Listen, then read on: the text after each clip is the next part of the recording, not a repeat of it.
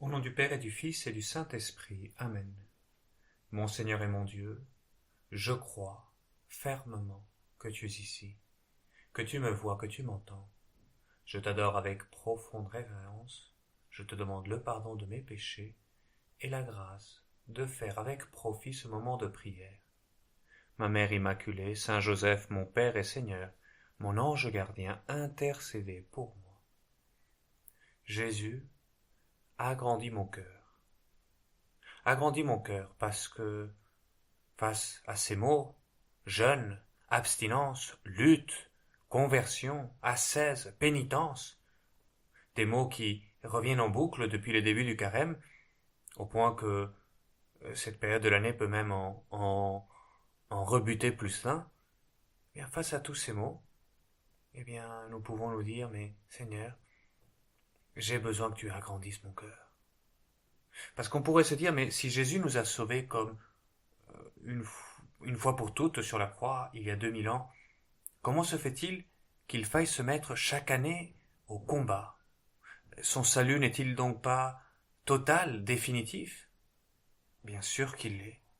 Jésus s'est donné à Dieu son Père dans un acte d'amour parfait pour nous qui étions pécheurs, afin de nous offrir son pardon. Et avec lui, cet amour infini qui fait de nous en lui des enfants bien-aimés de Dieu le Père. Mais voilà, encore faut-il adhérer personnellement à ce don, accepter d'être sauvé, tendrement aimé de Dieu le Père. Et c'est là, et pas ailleurs, que les choses se corsent. Car cela veut dire qu'il faut aller en laissant cette grâce de Dieu entrer chaque fois plus profondément dans mon cœur, marqué par le péché, qui est parfois dur, qui est souvent faible. Et c'est cette résistance que je sens à l'intérieur de moi. Je veux faire le bien, mais tu le sais, Jésus, je n'y arrive pas. Je me décourage vite. Je désespère même d'y arriver. Et je veux, mais parfois je sens qu'au fond de moi-même, je ne veux pas totalement. Oui, mon cœur est blessé, et je dois laisser entrer la grâce de Dieu, je dois laisser entrer cet amour sauveur, et tout ça, ça prend du temps.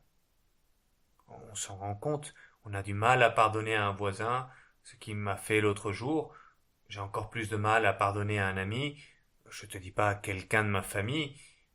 Alors guérir toutes ces choses les plus profondes de mon cœur, ça prend du temps, et ça prend toute une vie même.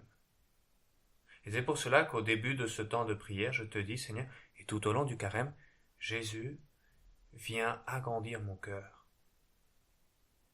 Je me disais que la lutte chrétienne, cette ascèse, qui vient du grec et qui veut dire entraînement, cette lutte, cet entraînement chrétien, c'est justement ça, un entraînement, une lutte contre nos inerties, nos faiblesses, cette connivence avec le mal, pour aller justement en ouvrant notre cœur afin que la grâce de Dieu puisse venir nous guérir, puisse venir nous aider, puisse venir nous transformer.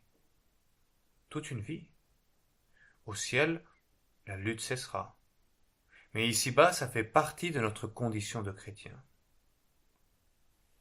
Saint Augustin disait que dans son voyage ici-bas jusqu'au ciel, notre vie ne peut échapper à l'épreuve de la tentation, car notre progrès se réalise par notre épreuve.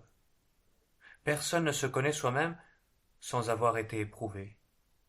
Personne ne peut être couronné sans avoir vaincu. Personne ne peut vaincre sans avoir combattu. Et on ne peut combattre si on n'a pas rencontré l'ennemi et les tentations. La lutte nous fait grandir, oui.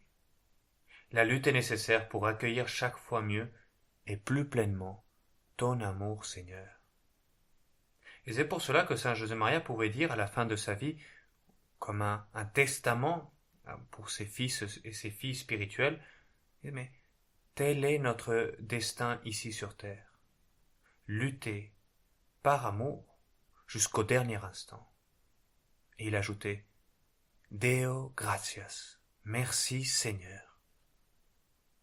Nous comprenons qu'il faille lutter, mais ce Deo gratias, merci Seigneur, on aurait pu se dire, mais ça n'aurait été pas plus simple, Seigneur, que tu nous donnes une fois pour toutes toutes les grâces nécessaires pour transformer notre cœur.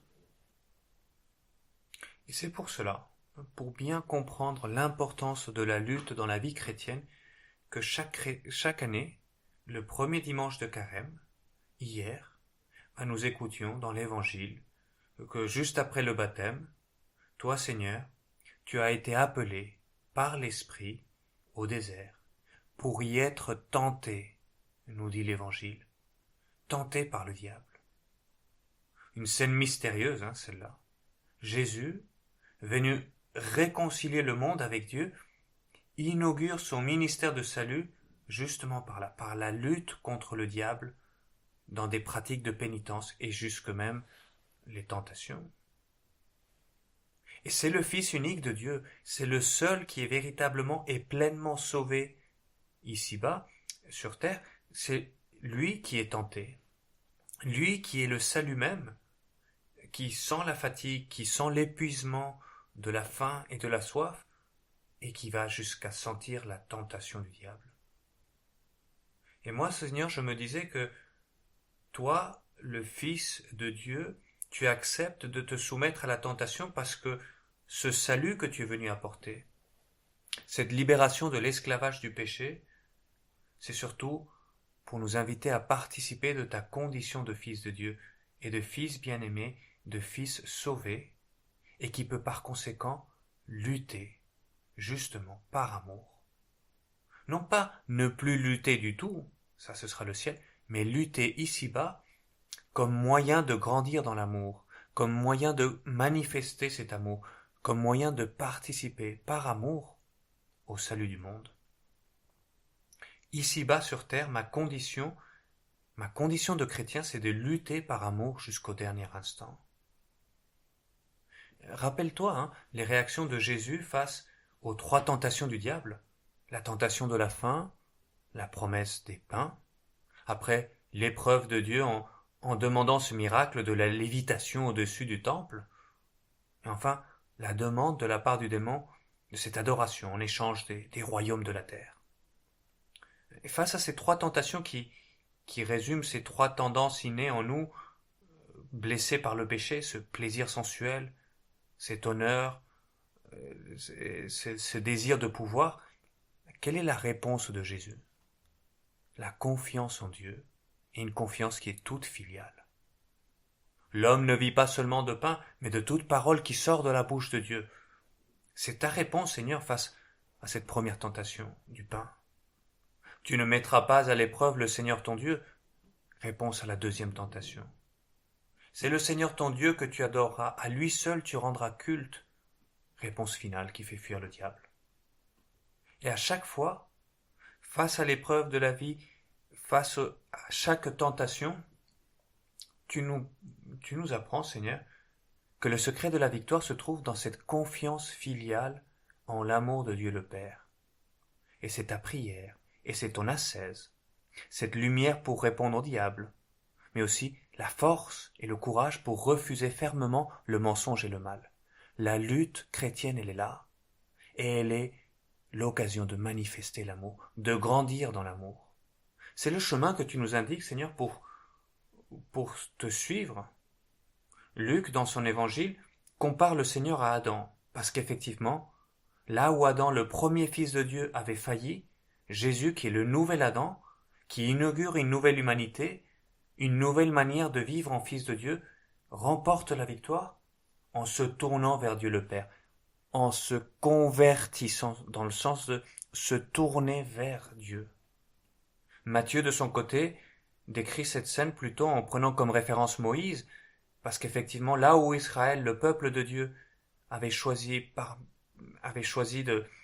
d'abandonner cette condition de fils aimé de Dieu, là où Israël avait manqué à la fidélité envers Dieu pendant ces 40 années au désert, Jésus, qui inaugure le nouvel Israël, le nouveau peuple des fils de Dieu, l'Église, va remporter le combat par son amour filial.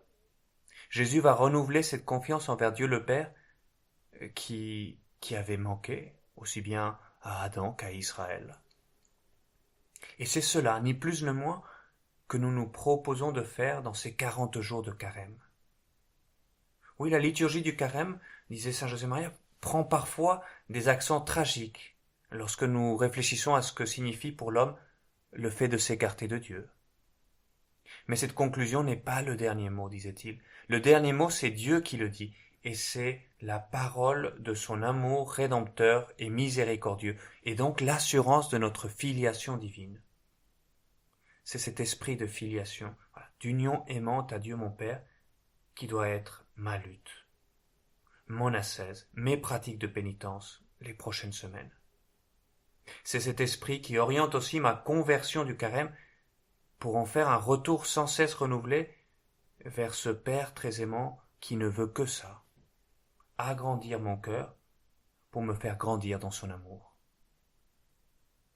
Et alors on comprend pourquoi saint José Maria pouvait s'exclamer dans la joie « Tel est notre destin ici sur terre, lutter par amour jusqu'au dernier instant. Deo gratias. » Eh bien, uni à toi, Seigneur, je veux faire de ma lutte, de ce carême, un véritable chant d'amour et de confiance envers Dieu notre Seigneur.